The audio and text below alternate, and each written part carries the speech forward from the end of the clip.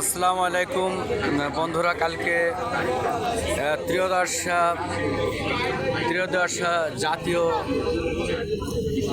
সংসদ নির্বাচনে নিরঙ্কুশ ট্রিপল হ্যাট্রিক বিএনপির জয় হয়েছে। আপনারা সবাই দেশবাসী জানেন এবং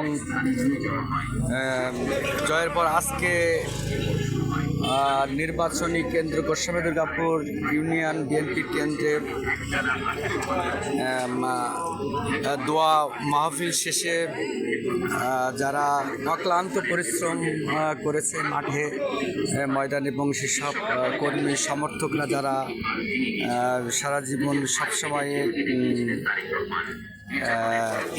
দেশকে ভালোবাসেন, জিয়াকে ভালোবাসেন, তাদের দোয়া মাহফিলের পরে হালকায় কিছু খাওয়া দাওয়ার ব্যবস্থা শঙ্করদিয়ার কেন্দ্রীয় অফিসে, বিএনপির কেন্দ্রীয় অফিসে আপনারা দেখতে পাচ্ছেন খাওয়া দাওয়া চলছে।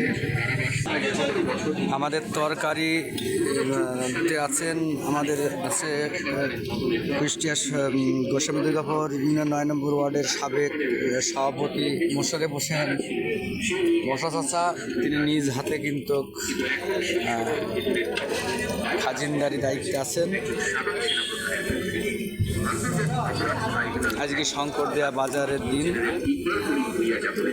শুক্রবারের দিন।